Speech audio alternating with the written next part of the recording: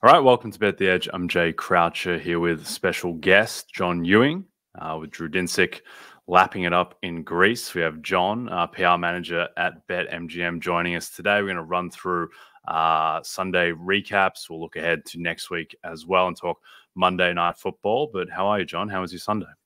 I'm good. I saw Drew post a pic. I think he was like in an infinity pool overlooking the ocean. I hope he has a wonderful vacation, but I'm really glad to get a chance to come and talk with you. Yeah, Drew, he has a fairly solid archive that he's compiling of images globally of, very picturesque surrounds, which is very good to see. So I hope he is having a good time. John, I imagine that you guys had a pretty good time as well today.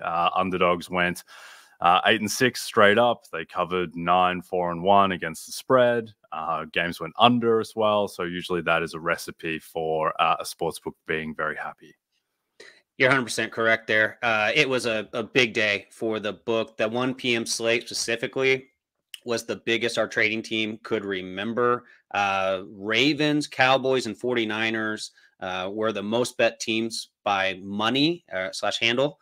In the early games, not only did they all fail to cover, but they lost outright as well. So that creates a really nice result for the book in those individual games, but it wipes out all of our parlay liability. So anytime a big favorite loses like that, that's great for the book. Yeah, I imagine also all the teasers as well, people teasing Baltimore down to less than a field goal, teasing Dallas down to pick effectively or taking them on the money line. And I imagine that the Colts were pretty popular as well, just going up against Malik Willis, who no one envisioned much of, but he was surprisingly competent. I'm not sure if people listening, maybe some of you have seen the play where the center vomits on the ball. And Malik Willis, the third down, has to kind of figure it out, which is, I'm sure Malik had a kind of difficult week. He's not been on the team for very long. He's trying to figure out all the plays, game plan for the Colts defense. Now he has to game plan for vomit as well on a third down in real time. But was there much of an interest in that game in particular, just given it's so weird with the quarterback situation? Yeah, we saw sharp money on the Packers with the public coming in late as kickoff approached. So the Colts losing was another game that went our way. There were 11 games today that had 60% or more of bets. And in the afternoon early slate, they went 3-7-1 against the spread. So just another instance here of indicating how poorly the games went for bettors today and how well it went for the sportsbook. Yeah, bit of a macro question for you, John. Do you find that now that bettors are progressively betting more and more in play, or is that kind of leveled off a little bit more? Because when I started in the industry in like 2017, it was like when it was gambling was legalized in the US. When I got over here, it was like 80% pre-match and 20% in play, and then it started to shift progressively more to a balance being in play. You still seeing that go up, or is it kind of leveled off?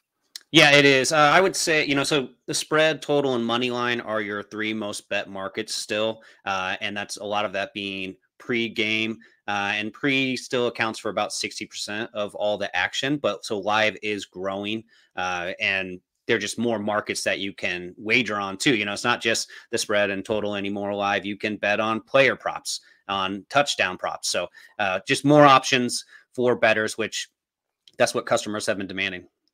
Yep. And yeah, in my previous life working for a sports book, found that NFL is the sport that skews, or the competition that skews most aggressively to pre-match, just because there's so much time during the week to think about these games and think about these matchups, and there's so much familiarity with the teams and the players that people will place bets on Friday, Saturday leading up to the game, as opposed to, lower league soccer or whatever. You're not spending the week thinking about who's going to win a match in second division Icelandic soccer. You're just going to bet that while it's happening. Sure. In terms of the player props that you're offering live, have you found that they have caught on as desired, or is there still a bit of a learning curve with the US, and most player prop activity, I imagine, is still pre-game? Yeah, I think it's harder for bettors to adjust live on a player prop. Like If the player was at 60 yards pregame for their rushing total and now it's, down to 50, is there really value there? It's a little harder for them to understand maybe game flow and how that could impact, play calling. So again, it leans more towards the spread total and the money line live. Touchdown props, though, are very popular. They're really growing.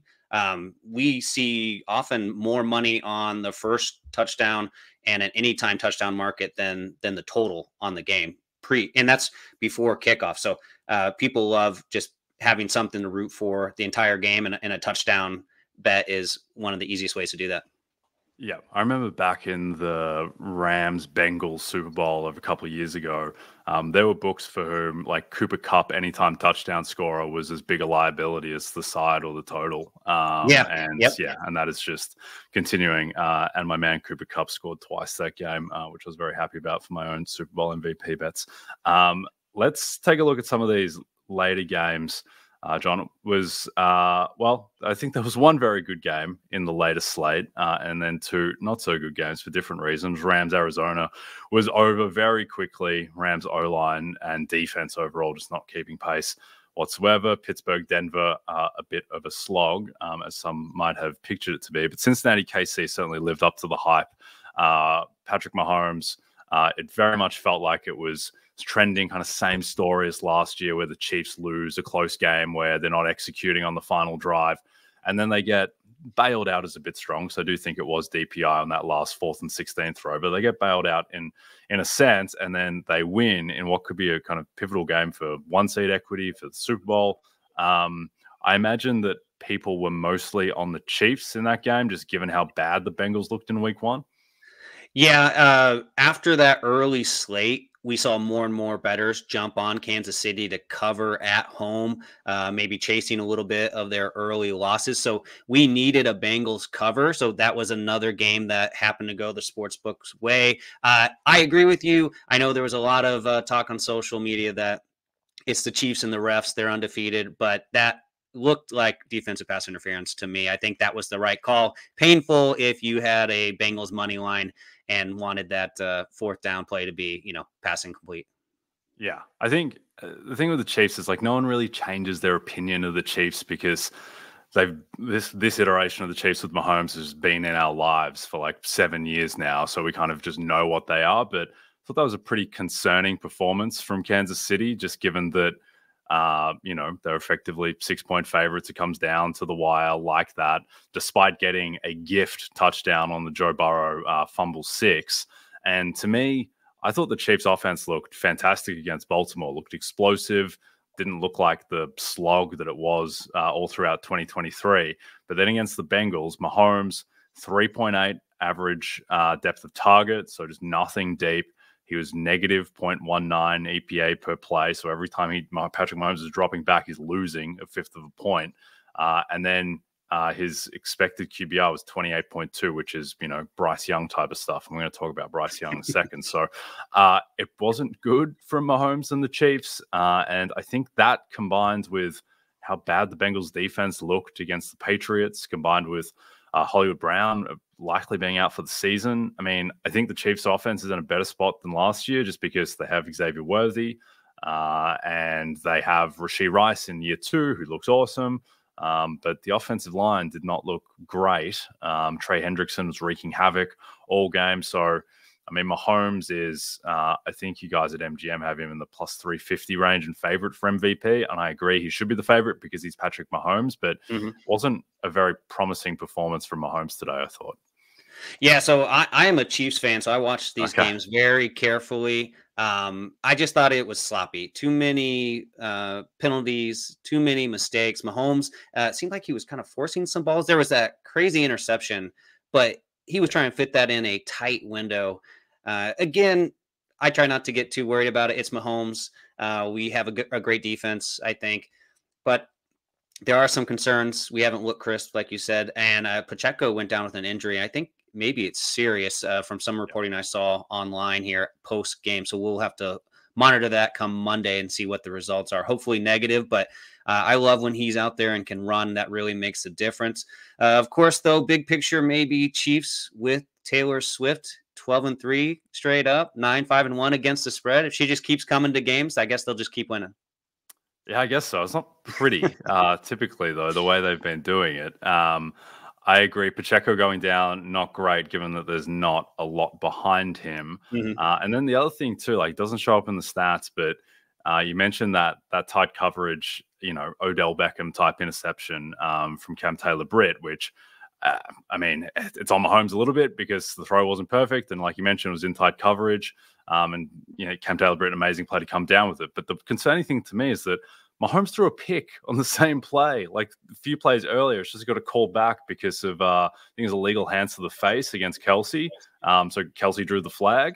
But like that was a pick that Mahomes threw. Like Kelsey wasn't involved in the play when Mahomes made that throw. So you combine that with, it wasn't a good first pick that Mahomes threw. He threw a really bad interception against Baltimore as well. Yeah. So look, I think Patrick Mahomes is fine. I think he's going to be great. I think probably just kind of working out some growing pains with some new faces in the offense. If I were a Chiefs fan like you, John, though, I would be a little bit concerned about Kingsley Suamataia at left tackle, who got a little bit manhandled. I understand tough matchup against Trey Hendrickson, but he hasn't covered himself in glory so far.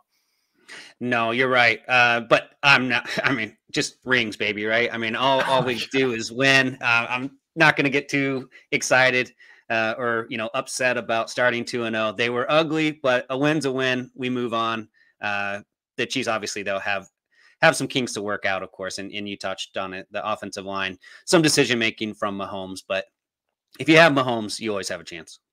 Yes, you do. And I think as well, the main thing to be comforted by as a Chiefs fan is that their offense looked pitiful for most of all the regular season and then gets into the playoffs. And then all of a sudden, it's just the Patrick Mahomes show. And he puts his God costume on and reminds us why he is, in my mind, the greatest to ever play the game. And I'm sure that, look, they're 2-0. And they've knocked off two good teams as well. That's the other thing. These are the two of the toughest games on their schedule. Right. They beat Baltimore and the Bengals. And so they are sitting pretty to be in that one seed mix in the AFC. All right. The defending Super Bowl champions, those Chiefs, are back in prime time this weekend. Patrick Mahomes and the Chiefs hit the road for a battle with the Falcons in Atlanta. Coverage of the matchup begins at 7 p.m. Eastern on NBC and Peacock. All right.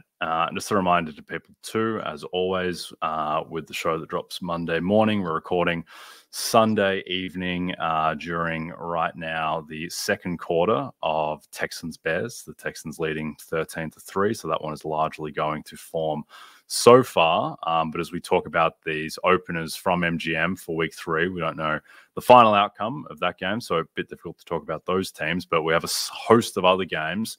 Couple we're going to get into in more detail, including Panthers-Raiders, much to John's chagrin. Were there any lines that opened up that surprised you, John, and anything in particular that you think is going to attract a lot of attention? Yeah, the first game that jumped out to me, obviously, I think was Cowboys-Ravens. Primetime games always are the most bet, no matter what, but this is a Sunday afternoon. It's going to do huge numbers, and I'm really not sure what side the book's going to need here. Cowboys open -1. I think it's already flipped now to Ravens as road favorites. But, looking just so far, Cowboys gave up 190 yards rushing today, 5 yards per clip to the Saints. You think the Ravens are going to want to run the ball with Derrick Henry, Lamar Jackson. So if Dallas has trouble stopping the run again, they could be in for another long day. Yep. I think you're probably going to end up needing Dallas in that game, which is bizarre for a sportsbook to need the Cowboys to win at home. But I think just with how bad they looked against the Saints and the fact that I think people still, for the most part, trust this Ravens team and are writing it off as one weird game against the Raiders and then a performance against the Chiefs where no one came out of that Baltimore Kansas City game thinking really much less of the Ravens at all. They held up their end of the bargain. They were just a toe tap away from Isaiah Likely in the end zone from winning it. So the Cowboys, blown out by the Saints week 1. I didn't really know what to read into that game from the Cowboys because Deshaun Watson just kind of torpedoed the whole game with how poorly he played. So a lot of questions for the Cowboys. The thing about Dallas, and this was true last year, looks like it's going to be true this year, their defense has the mystique of being elite because They have Micah Parsons. They have this elite Mm-hmm. pass rush. They have Trayvon Diggs. But the thing that has been consistent with Dallas the past 2 years is if the pressure doesn't get home, they are very vulnerable on the back end, and it can go south quickly. And that's why they are, I think, the preeminent front-running team, because if they are playing with a lead and Micah Parsons can pin his ears back and just go at the quarterback, and DeMarcus Lawrence can do the same thing, then they are dominant. But if they're playing from behind, then they can get exposed, particularly with deep explosive passes, as the Saints did today, but also on the ground, as the Saints did, as Green Bay did in that playoff game with Aaron Jones as well. So I think a lot of concerns about the Cowboys from what we've seen from them so far. Yeah, I know one thing we're definitely going to want to not happen is Derrick Henry to get into the end zone. He was minus 190 today. He might go be minus 200 or better favorite to score next week. That's kind of CMC territory. Yeah, no, absolutely. And I think that is, as much as he's kind of a strange player this year, because, we think of him as Derrick Henry, the 350 carry workhorse back, and he's not that at this point of his career. And he's been coming off the field on third downs for Justice Hill, but he's getting a lot of the rushing work naturally on first and second down. And I think the thing too with Baltimore and about this offense is that last year, they barely ran Lamar Jackson inside the 5 in particular. I think Lamar, off the top of my head, I think he had like 5 carries inside the 5, which is like stunningly low for a team that was constantly inside the 5. And so they like to use their running backs at the goal line, which I think makes sense because it keeps the wear and tear off of Lamar, who took a lot of damage, particularly in that Chiefs game. So I think that makes sense. And certainly to bettors, Henry seems like a pretty safe parlay leg, though minus 200. There is not perhaps a ton of meat on the bone at that point. John, the game that I'm most excited to talk about is the Carolina Panthers at the Las Vegas Raiders. The Raiders are 7-point favorites. The total is 38.5. And I think this Carolina team, who are perhaps the most uninspiring team in the league, surely the worst team in the league, I think they're actually now very compelling from a betting standpoint, just because this level of ineptitude from Bryce Young, and I don't want to pile on the guy too much because it seems like he is going through a lot, but you just don't typically see this in the NFL. You don't see a quarterback reach these depths of despair, and you don't often see it coupled with the fact that he was the number 1 pick a year and a half ago, so they kind of have to continue playing him. But he is, today he was negative 0.76 EPA per play, which means that every time Bryce Young steps back to pass, you are losing 3/4 of a point, which is completely insane. I can't imagine anyone is going to bet on this guy until he starts to show a little bit more. Yeah, I agree with you. Completing less than 50% of his passes, no touchdowns, 2 turnovers or 2 interceptions already. The book's going to need the Panthers, though, big time in this game. There's going to be just loads of money on the Raiders. I'll be curious to see if it ticks up or not. If we get, 7.5, 8, maybe if it would really run, go to 9. I would be kind of surprised. I could see some buyback. There's an interesting historical trend here for teams like the Panthers, these ugly 0-2 teams. So last 10 years, teams that start 0-2 are 48, 32-1 against the spread in week 3. That's a 60% win rate, which if you could win 60% of all your bets, you'd be living right. And so you got teams like the Panthers. You got the Giants. They're +7 at the Browns this week. You have the Jags. The Ravens are actually an 0-2 favorite. But if you maybe steer clear of favorites that start 0-2, they were closer to 50-50 on covering. So ugly dogs that lose their first 2 games, covering 60% or better in week 3. Panthers are one of those matches. But for me, this is probably a stay away. I could see a bunch of people putting the Raiders as their survivor pool pick. And we've seen that not work out great for the beginning of the year here. Like Bengals in week 1 was the most popular pick. They get knocked off. We have the Ravens this week being big favorites as a popular survivor pool pick. They get knocked off. So could the Panthers do it? Pretty much end all survivor pools in week 3? Yeah, the problem with the Panthers, so after week one, I was kind of scaling back the pessimism on Bryce Young a little bit just because it's one game. And it was a weird game where they give up the deep bomb to Shaheed for a touchdown immediately. First pass of the game from Bryce Young, I think it was the first pass of the game, was an interception. And it just all went to hell very quickly. Like, it was just one of those games where it just all burned down and wasn't entirely ready just to throw out all of the, positive reporting from how he looked in training camp and the fact that he looked good in his preseason drive. Wasn't really ready to put all that in the bin after one game. Kind of ready to put it all in the bin after two games, though, because he didn't look any better. I think he might have even looked worse. And the thing with Young at the moment is that I've never seen a quarterback do this to the extent that Bryce Young does, where he's looking an edge rusher directly in the face as the edge rusher is running at him from like 2 seconds away. And he just doesn't do anything. Like, he doesn't throw the ball away. He doesn't try and make him miss. He just eats the sack, which makes me think, with the amount of times that I've seen that from Young this year, last year, I just kind of think that he has the yips and that there's just something off in the wiring of his quarterback brain at the moment. And I think he's completely untenable. And I get the idea that he's number one pick. They've invested the franchise in him. I think he just needs to, doesn't need to be permanent, but I think he needs to sit down for a month and just let Andy Dalton take the reins for a little bit and then try and salvage this in the back half of the season. And I imagine bettors are going to take the approach of just betting against Bryce Young until further notice. I imagine, John, that the Raiders will probably be the most popular teaser leg of the week. Yeah, I think that's an easy pick. You're dead on the money there. They're definitely going to be really popular.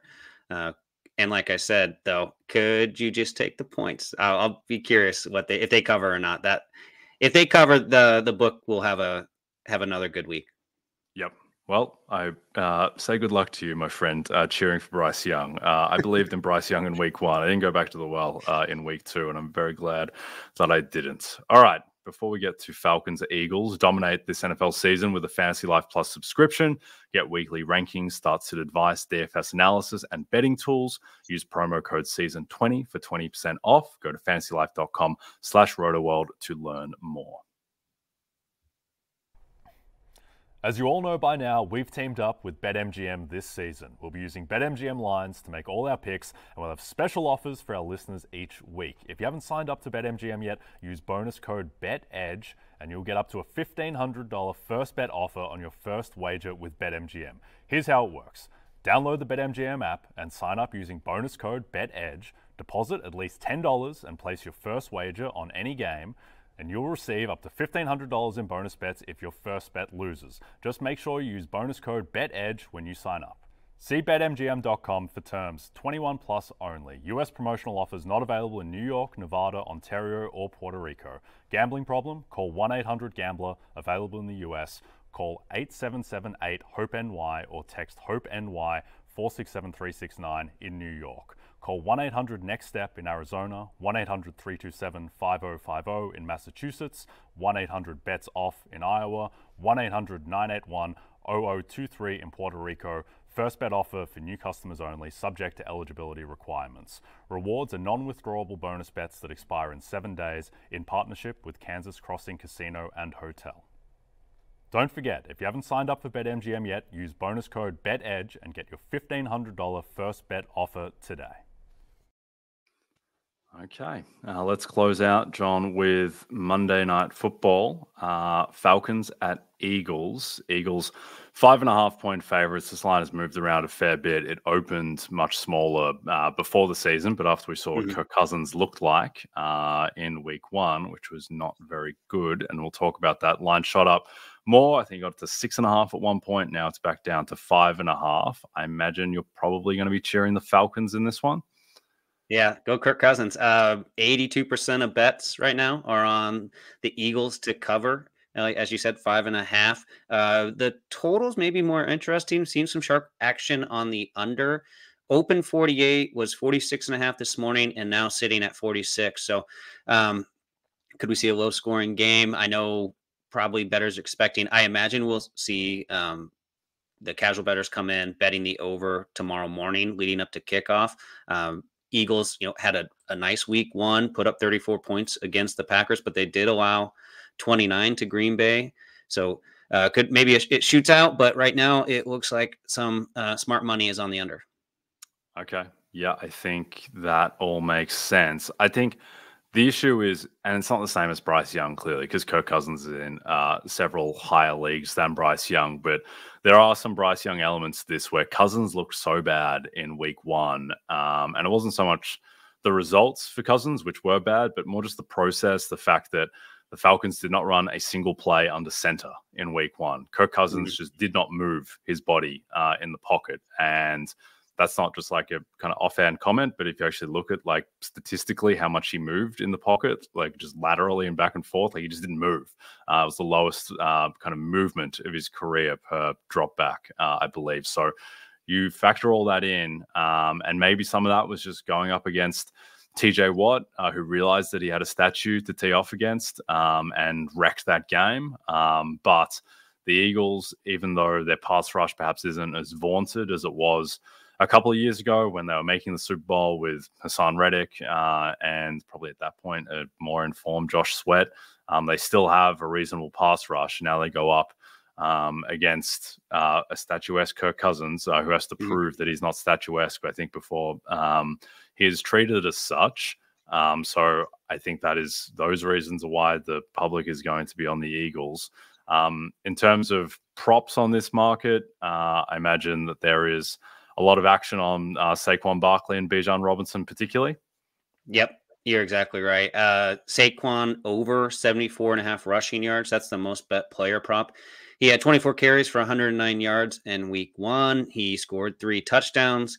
He's minus 190 to score tomorrow. He is one of the most bet players to score an anytime touchdown. You mentioned Bijan, over 65.5 rushing yards. Again, the plus 90% of bets are on the over there. He got almost 70, I think, in week 1, 18 for 68. So anytime, if you tell me how a player did the previous week, I'll tell you how they're going to be bet the following week. So if a player goes over their rush yards, they have a big game, bettors are going to wager that they'll do it again. Yep. No, that makes sense. I think, to me, Bijan is compelling because I think it might have gotten a little lost in the fact that, you know, they lost the game to the Steelers and Cousins was the story because of how bad he looked. I thought the biggest thing from kind of a statistical projection going forward manner to take out of that game is that Bijan Robinson got 18 carries and Tyler Algier got 3. Like that was a lot closer to 50-50 last season. And if Bijan is going to get that level of work going forward, in addition to the fact that he got 5 targets in the receiving game, he hauled all of them in for 43 yards. Tyler Algier did not get a single target.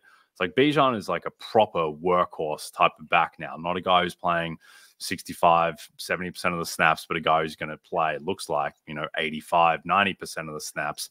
And if he's that type of guy, then I think that the market is perhaps pricing him a little bit too low. Like I would back Bijan over 14.5 rushing attempts, understand that they're 5.5 point dogs, with that line coming down a bit after AJ Brown was ruled out. But at the same time, 14.5, I mean, he just had 18 carries in a game that they lost by 8 points. And I think the Eagles, the weakness of their defense, last year they ranked 30th in terms of rush defense, EPA. Again, they were very poor defending the run against Green Bay. So I think if you're looking into an angle into this game, if you want to be bullish on the Falcons, it's probably that they win the game on the ground. What do you think about Kyle Pitts? It was a bad game, like you said, for Cousins last week. Pitts had 3 targets, caught all 3 balls. Over 3.5 receptions right now is the total or the line for tomorrow. 99% of bets are on the over. This is one of the most popular plays. Where do you come down on that? I think with Pitts, and it was a little bit difficult to assess the Falcons passing game in general in week 1 because Cousins just had no time and he was just being set upon by TJ Watt and friends immediately. I thought just subjectively, I thought Pitts looked more explosive than he did last year. I thought physically he was moving very well. He catches the touchdown. He only has 3 targets and he goes 3 for 26, but at the same time, Drake London had 3 targets and went 2 for 15. So I would probably read more into the fact that he just looked right physically, as opposed to the fact that he didn't get much usage. Now, he's never been a guy who's really earned or absorbed, double-digit targets per game or anything like that. But the thing about the Falcons is that they don't really have anyone else. Like, it's Drake London and Kyle Pitts in the passing game, and it's Bijan Robinson to do everything else. Like, there was a lot of chat about Darnell Mooney in the offseason. Darnell Mooney had 1 catch in week 1. Ray McLeod had 7 targets, which was more than double Drake London's targets. I don't think that is going to continue. So, yeah, I think I came out of last week more bullish about Pitts individually and probably less bullish about the offense in general because of how bad Cousins looked. But at the same time, with Cousins, it was 1 week. It was his first game for this new team, new offense, and the Steelers might be the best defense in football, and he had to go up against that in his first game. So I think Philadelphia is a bit of an easier matchup. So not selling all my Falcons stock yet, and I am a semi kind of cautious believer in Kyle Pitts. Well, the book's going to be cheering for a Cousins bounce back, a big game from Bijan, and for the Eagles not to cover. Okay, well, several of those things can possibly happen. We'll see if they all do. But I think the Cousins, I would just need to see perhaps one more game of sample of him just not being able to do anything. And if you can't do anything against the Eagles defense, then it's going to be big trouble for the Falcons, who to start the season, the Falcons like minus 140, that range to win the NFC South. And now I think they're pretty clearly the 3rd most likely team to win that division, just because they're 0-1, and the Bucs and Saints have both started off 2-0, and both of those teams are looking very good at the moment. So that is a wrap for us. John, thanks very much for joining us. Can you tell people where to follow you on Twitter and anything that you want to plug at the moment? Yeah, at John Ewing on Twitter /X. Actually, a fun promo. Want to remind all your listeners, it's our first down promo, where if you bet on a player to score the first down and they don't, but they score the second one, you get your money back. So it's a second chance touchdown promo. Again, this is one of the most popular markets in every game. So wager on a player, they don't score, but they score second, you get your money back. Okay, perfect. Everyone be sure to check that out. And also don't forget to check out NBCsports.com for more information to help you with your wagers. Thanks to those watching on the NBC Sports YouTube channel. And if you're listening to us in podcast form, please don't forget to rate and subscribe. And also a reminder to find all your favorite NBC Sports shows on Amazon Music. Just head to amazon.com/NBC Sports. Thanks again to John Ewing for joining us. From Jay Croucher, have a great day, and I'll speak to you soon.